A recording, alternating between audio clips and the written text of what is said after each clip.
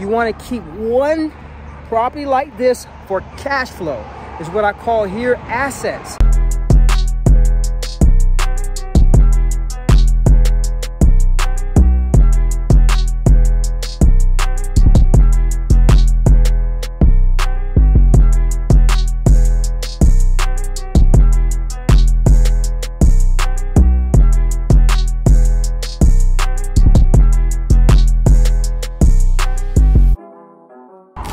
Hey, what's up guys, it's Tony Edwards here.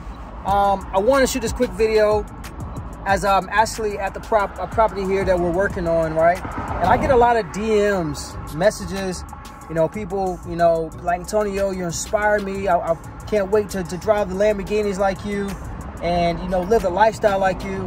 And it just dawned on me, and I want to shoot this quick video as I'm looking at this property here, right? Yes, you know, I drive obviously the Lamborghini, have the truck, the Lamborghini truck, travel the world, spend all the time in the world with my family. But in order for me to get where I'm at today, I had to not only flip properties, right, to get my money up, but I had to keep properties for cash flow. So this property here, I'm looking at, let me see if any traffic, you know, coming. All right, free and clear traffic, right? So with that being said, I'm actually looking at this property here, okay? Right here. These are the properties that you possibly want to keep, or you do want to keep. So every 5 properties that I flip, whether it is a wholesale deal, a fix and flip, or you're doing new construction, every 5 properties that you flip, you want to keep one property like this for cash flow. Is what I call here assets. And this what allows me to drive the Lamborghinis, you know, spend time all the time with my friends, family, live the lifestyle, is because I'm keeping assets for cash flow, which pays for all the stupid shit, okay? Which is the cool stuff, the travels, all of that stuff. It costs money for that, okay? Now, I used to flip deals all the time, but I kept zero. From 2009 to 2012, I flipped my life away. I got a lot of money, made, you know, one check. One flip is one check, guys. One check. One flip is one check. Whether you do a wholesale deal, rehab flip, new construction flip, that's one check. I didn't keep 0 properties in that great recession is what we call it, which we had the best deals in my career of real estate. I should have kept some. But after 2012, I got my first buy and hold property. And that was a rental property, which I Section 8 out, which now, fast forward, I'm buying slow flips. The last 5-6 years of my real estate career, I've been picking up what we call slow flips, where I buy properties like this, which hopefully we can get this locked up on a contract, right? We have nothing locked up yet, but we are looking at this good lead. You can see all the things we look for in an investor, right? It looks vacant, it has some debris in the yard, it needs some work. So just say if I kept this for a slow flip, for an asset, and not flip it, and I kept it for a cash flow, I would buy this property as a slow flip, do no work. Literally, I would do no work to this property. And let this car go by. They're trying to flex with that. They see my Lamborghini, they're trying to flex, right? He don't want no parts of that. But anyway, I would keep this property for cash flow, buy the property, right?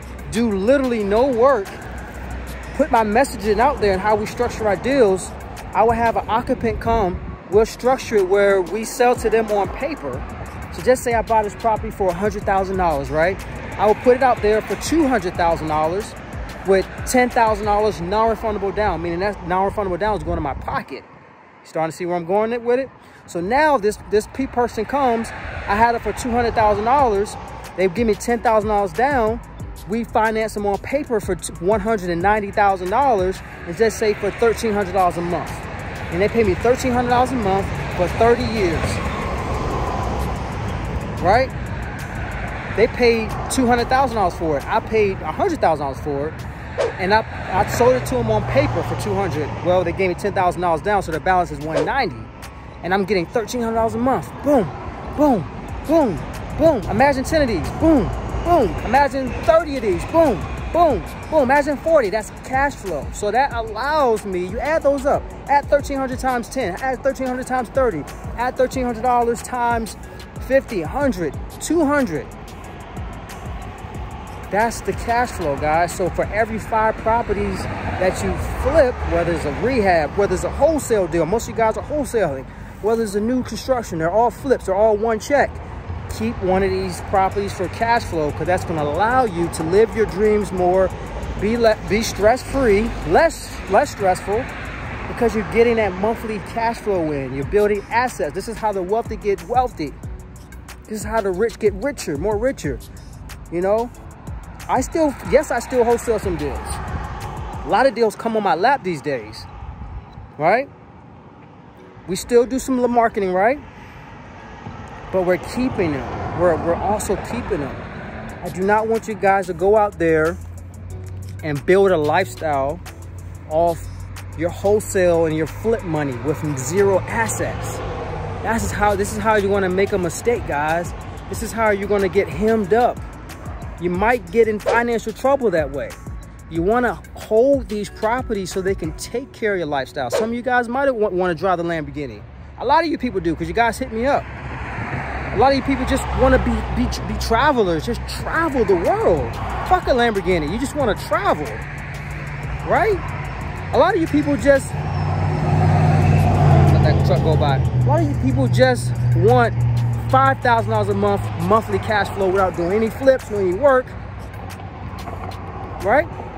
$5,000 a month, by the way, is only about 7 to 10 of these slow flips. If you keep some of these properties, it's going to change your life. And actually, your brain is a muscle, your mind is a muscle. You're going to start to see different perspectives. You're going to start flipping less, and you're going to start seeing an aha moment and seeing like, wow, I want to keep some more slow flips. Because slow flips are game changers. Matter of fact, I'm not doing any work. I'm getting non-refundable down payment. Again, going back to the example, if I got $10,000 down, a lot of you guys make $10,000 wholesaling the deal. That $10,000 down that I get up front from this occupant that we could put in this property is tax-free. And they will never get that back. And if they forfeited on the monthly payment, just to that $1,300 a month in the example I gave you, right? If they got behind, we can evict them like a regular tenant, get their asses out, rinse and repeat, do no repairs, and get another $10,000 non-refundable from a new occupant. That'll be tax-free in my pocket. A lot of you guys make $10,000 on a wholesale deal that you got to pay Uncle Sam 40% at the end of the year, and that's only one check. All right, guys, if you haven't subscribed to my YouTube channel, go ahead and subscribe right now and turn on your notifications so you can get all the cool content whenever I put some content out. I don't want you to miss anything. Now, a lot of people do ask me, Antonio, how have you made your bulk load of money? And that is through real estate. And I want to show you how to get started in real estate with my free book here, The Secret to Flipping Houses for No Money, right? It shows you from A through Z how to make a fortune in real estate. All you got to do is click the link below in the description area you can see right here on YouTube, and go ahead and get free access to this book. See you soon. For every 5 properties that you flip, whether it's a wholesale deal, fix and flip, or a new construction, keep one of these motherfuckers for cash flow. Keep one. If you do that rule of thumb, guys, it's gonna change your game, change your life, make sure no traffic, right? Just had to come by as I was looking at this property, right? And give you guys like the sauce and give you guys the game, because this is the rule. You gotta keep properties. You can't flip everything, okay? 2009 to 2012, I didn't keep nothing. Now was a Great Recession. I look back, I had properties under contract for $5 grand, like under contract for $5 grand. Properties under contract for like literally in my market $1,300. Like, blows my mind that I was flipping these. And some, yes, like, okay, my first year, yeah, I needed money. I wasn't in a position to hold properties.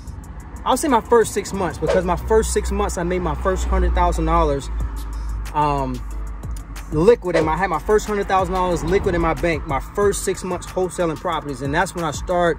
Even before that, maybe if I had about 50-ish minimum in my bank, I should start looking for some properties for cash flow.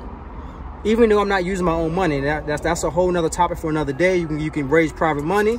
Yes, in this example, just say I got that for $100,000. Yes, I can raise private money, but I can also ask this seller here to hold back a note called owner financing, and that is another power. We'll use that for another video, okay? Because owner financing, that's a wealth play. All right, guys, I want to hold y'all to this. You gotta say it with me. I gotta hold y'all guys accountable, okay? You can't flip every property.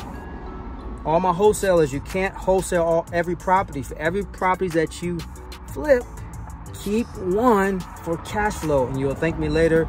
Next thing you know, you look up, you got 10 of these things. You're like, damn, I got to get another 10. Next thing you know, you got 20. Next thing you know, you got 30, 40, 50. And now you'll be able to live your dreams, you know, buy the cool stuff, right? Travel whenever you want to, and you can flip less. Yes, you'll still be flipping because, you know, somehow, some way, the magic happens that deals fall in your lap once you start buying and holding properties because you're a buyer, right? But I'll leave you with that. For every 5 properties that you flip, keep one for cash flow. Go out there, do some deals, keep some, win some, make cash flow, get assets, get wealthy. Antonio signing off.